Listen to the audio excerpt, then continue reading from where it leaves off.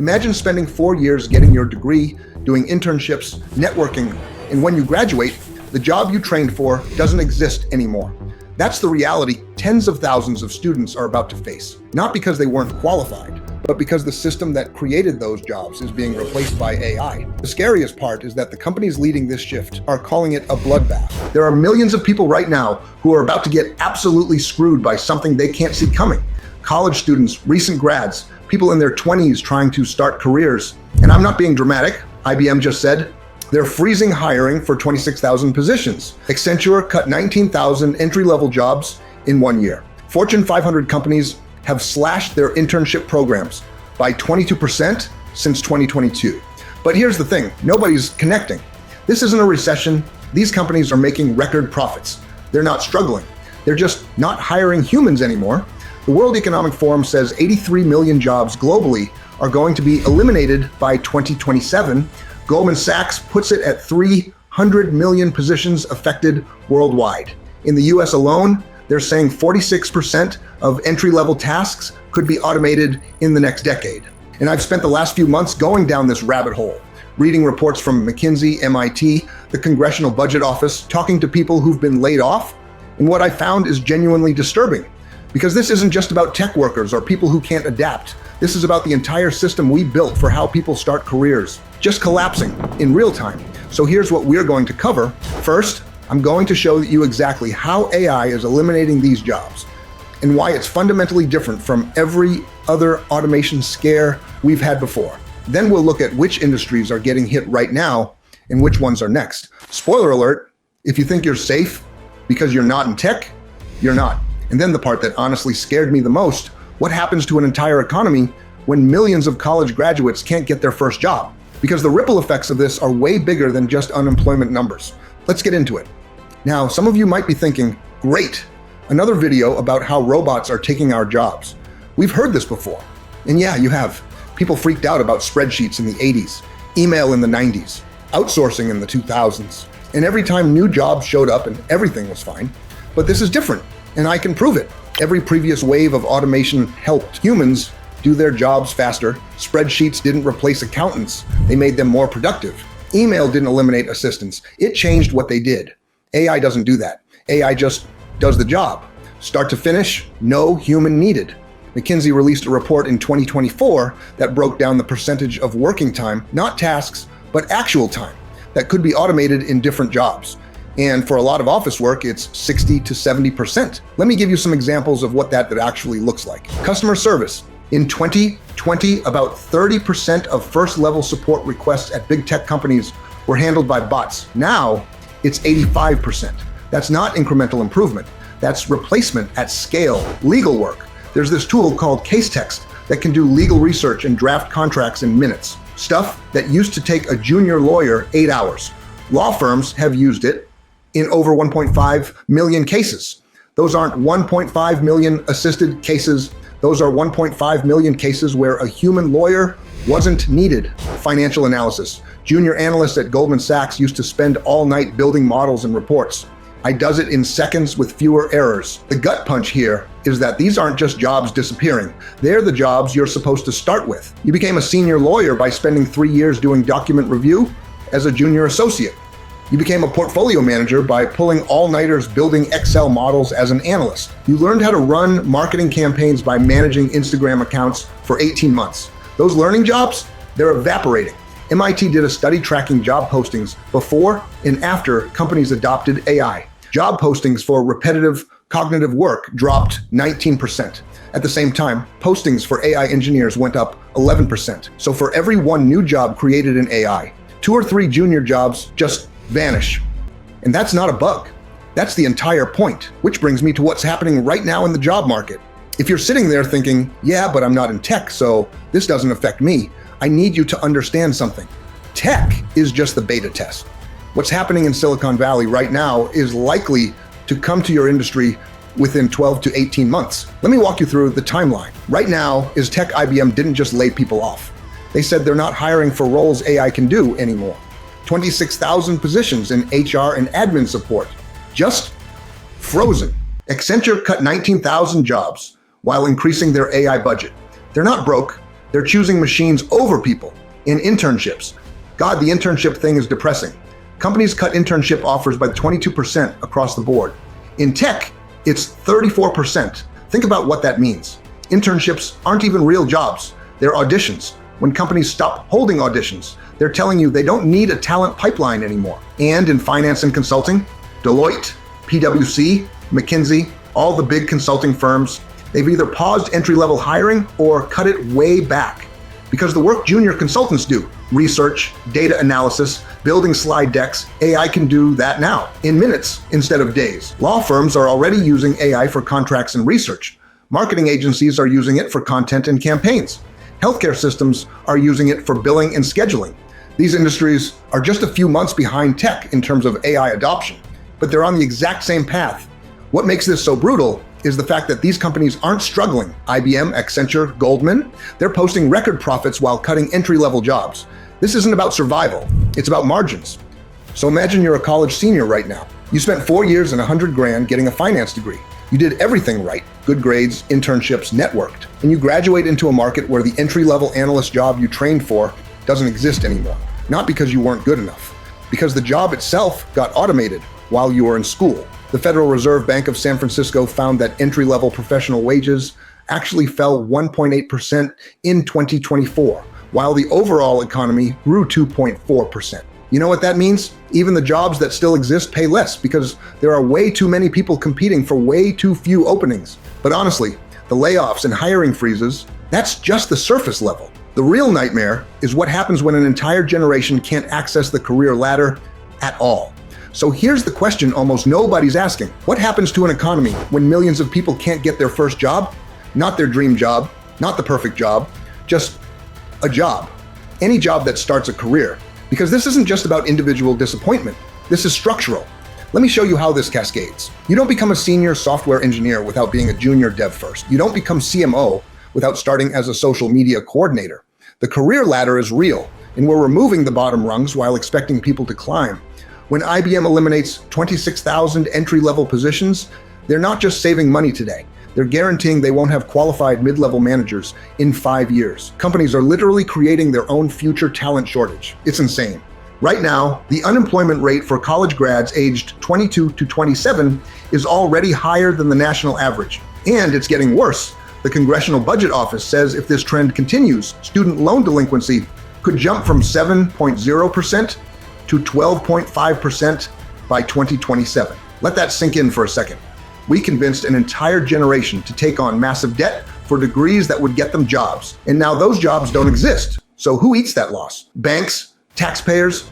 The answer is all of us. You see, entry-level workers don't just earn money. They spend it. They rent apartments, buy cars, go out to eat. They're the engine of consumer spending. When millions of college grads can't find work, they can't spend money.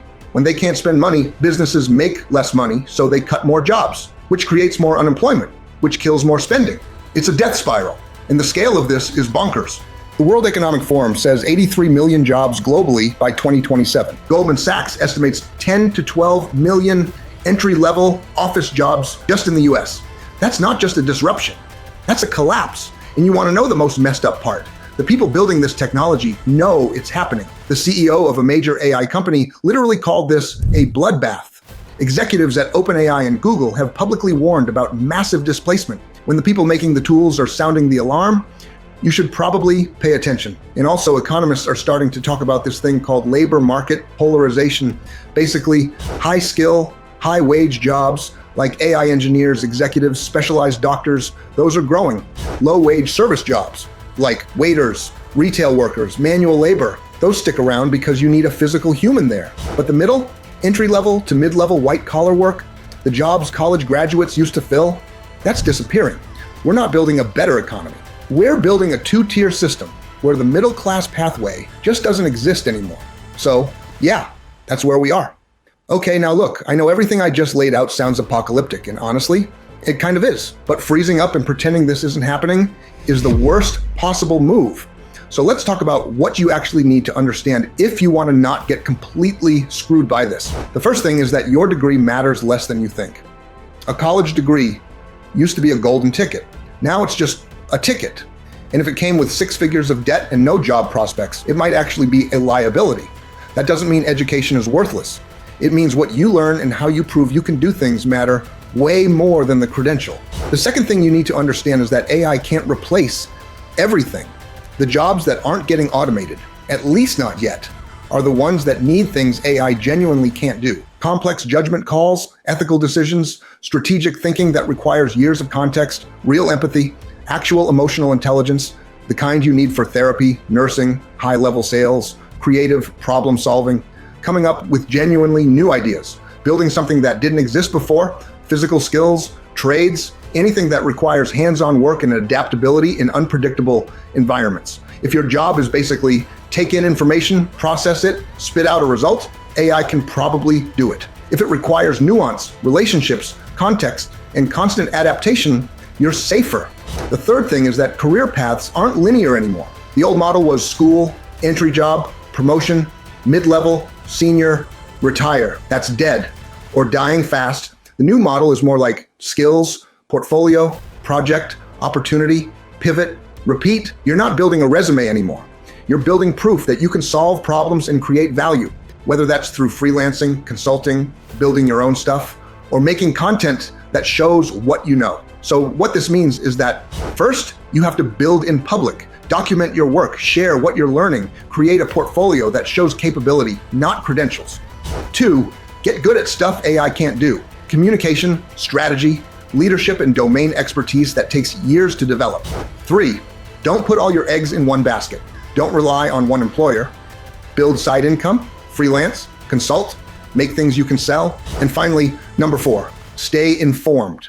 You don't need to become an AI engineer, but you need to understand how this stuff is being used in your field and where the gaps are. This isn't pessimism, it's realism. The job market is changing faster than universities or governments can adapt. And the people who make it through won't be the ones with the fanciest degrees. They'll be the ones who saw this coming and adjusted. All right, so let's bring this together. We just covered how AI is systematically eliminating entry-level jobs, not in 20 years, but right now. We looked at which industries are getting hit first and what the timeline looks like for everyone else. And we talked about what happens economically when an entire generation can't get their foot in the door. The World Economic Forum, Goldman Sachs, MIT, every major institution studying this is saying the same thing. We're in the middle of the biggest labor market shift in a century. But here's what I want you to understand. This same AI technology that's eliminating these jobs, it's also creating the biggest opportunity most people will ever have to build income outside the traditional system. And I'm not talking about becoming an AI engineer or learning to code or any of that. I'm talking about something way more accessible. Look, when I started researching this job market collapse, I also started asking a different question. If AI can eliminate 46% of entry-level tasks, what can it create? And what I found was that the same AI tools companies are using to replace workers, those tools are available to anyone. You can use them to build income streams that don't depend on getting hired. And one of the most proven, most accessible ways to do that is through publishing, not traditional publishing, where you need an agent and a deal and years of your life. I'm talking about self-publishing on Amazon using AI to do the heavy lifting. See, here's why this matters right now. While companies are cutting entry-level jobs, Amazon's self-publishing platform is exploding. There are people, regular people, with no writing background making $3,000, $5,000, even $10,000 a month publishing books they didn't write. They're using AI ethically and effectively to create books that sell. And they're building passive income while everyone else is fighting over disappearing jobs. Now look, I'm not saying this replaces a full-time career for everyone, but what if you could build $2,000 or $3,000 a month in passive income from books while you're figuring out your next move? What if you didn't have to depend entirely on landing that entry-level job that might not exist in 6 months? That changes everything. So here's what I want to offer you. I'm running a free 5-day challenge called the Zero to Writing Publishing Challenge. And I know what you're thinking. I'm not a writer. I don't know anything about publishing.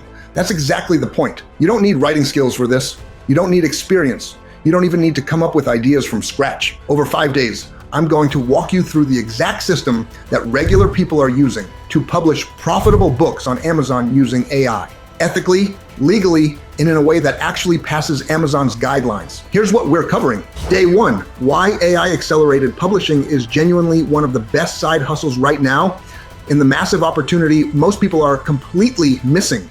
Day 2, how to overcome the imposter syndrome and self-doubt that stops most people before they start. I'm going to show you the exact framework to ethically create books without traditional writing skills and why you have permission to do this. Day 3, the 15-minute market validator. This is the simple process that increases your chances of success by 400% because you'll know your book will sell before you create it. We'll also cover exactly what Amazon's policies say about AI content. It's not what you think. Day 4 is the 30-minute publishing routine. How to fit this into your schedule even if you're working full-time or in school, plus how to turn one book idea into multiple income streams. And finally, day 5, the implementation gap. We discuss why most people learn this stuff but never actually publish, and the exact support systems that turn knowledge into results. By the end of the 5 days, you'll have a complete publishing plan and the tools to create your first book. Not in 6 months, in days. Look, I get it. Everything I showed you in this video is heavy. Job market is changing in ways that feel completely out of your control, but you have way more control than you think. You don't have to sit around hoping some company will hire you while they're cutting positions and replacing humans with software. You can build something for yourself.